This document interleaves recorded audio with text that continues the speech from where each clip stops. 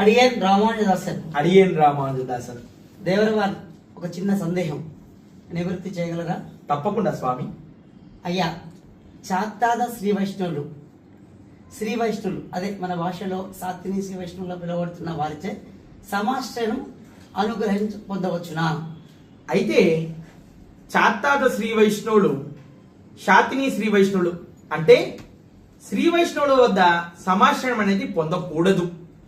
ఎందుకంటే ఇతపూర్వము శాతిని శ్రీ వైష్ణవులు కూడా చాత్తాద శ్రీ వైష్ణవుల ఆచార్యుల వద్దే సమాశ్రయం పొంది ఉన్నారు.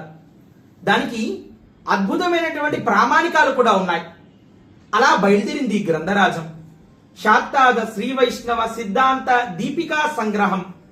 ఇది ఈ కోశాన్ని రచించింది కందాడే రామానుజాచార్యుడు. వీరు శ్రీ వైష్ణవుడు, కానీ వీరు ఆచార్యుడిగా పొందింది అజగయ్య మనవాళ్ల జీయర్ స్వామివారు. వారు మన చాత్తాద శ్రీ వైష్ణవుడు. ఇంతకీ ఈ గ్రంథం ఎక్కడ ఉద్భవించిందో తెలుసా?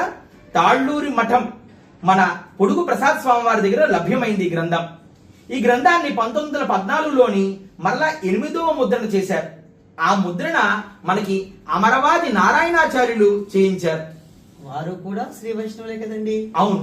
అలాంటి శ్రీ వైష్ణవులు ఎందరో మన అజగయ్య మనవాళ్ళ జీయర్ స్వామి వారిదే సమాశ్రయం పొందిన వారు అనేకం అసంఖ్యాతం.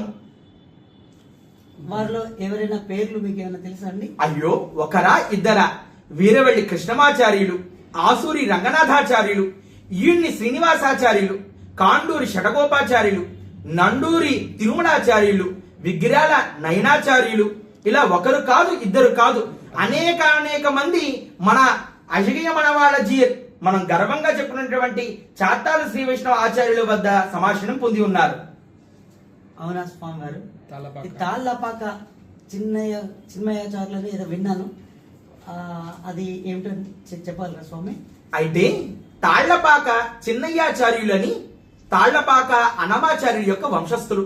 అటువంటి వారికి బ్రహ్మహత్యా పాతకం అనేది చేకూరితే ఆ బ్రహ్మహత్యా పాతకాన్ని నివారణ పొందడం కోసం కూడా ఆ తాళ్లపాక చిన్నయ్యాచార్యులు మన అజగయ్య మనవాళ్ళ జీయర్ స్వామి వారిని ఆశ్రయిస్తే వారు దాని నివారణ చెంది వారికి మోక్షాన్ని కలిగించారు.